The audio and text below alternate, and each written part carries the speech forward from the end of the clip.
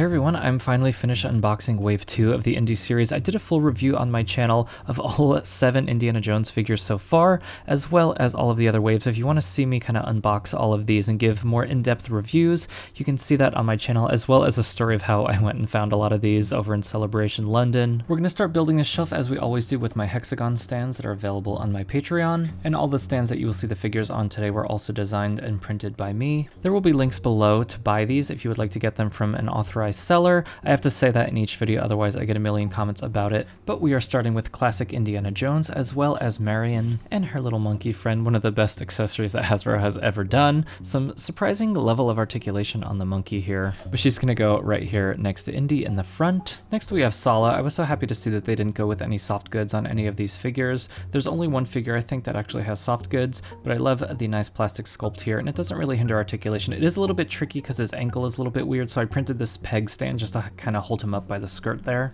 Short Round was just a total fan favorite when they announced this at Celebration. Everyone went crazy, and it seems to be really popular from what I've seen in the comments on my other reviews. So he's going to go up here on the slightly taller stand just so he's not too small in the display. This next figure makes my heart hurt because I accidentally threw away his amazing staff that came with it with the plastic-free packaging. I just didn't realize there was anything left in the box, so that one always kind of stings when I look at it. I don't want to put too many Indiana Jones variations in the front, so next we do Chasm, and he has this really cool gun. He comes with several weapons, but I think that this one is just like the most interesting because it has that little handle on the side. And I like the little pops of red on this figure, so he's going to go up here in the front.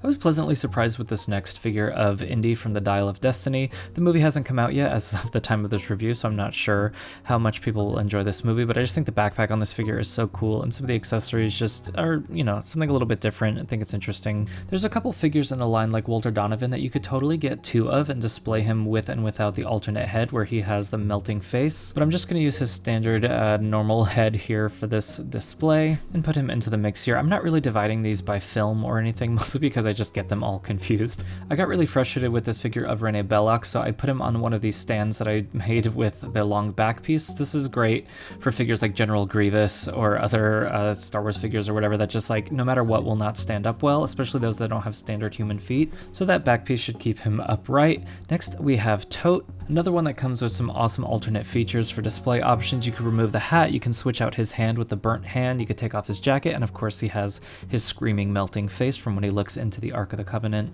This is probably my favorite version of Indiana Jones with his Temple of Doom look. I just think it has so much cool detail. I like that his clothes are all ripped up, he's got the little bit of his knees showing, he's got the scratches on his back. I just don't really like the face sculpt that much, but other than that I think it's a pretty cool look, and he comes with some fun accessories. The Helena Shaw figure I think is a decent likeness to Phoebe Waller-Bridge. It's nothing too crazy. I was also having trouble standing her up, so I just put her up against one of these stands with a nice back peg. You can see once it goes into the display you don't really see the back stand.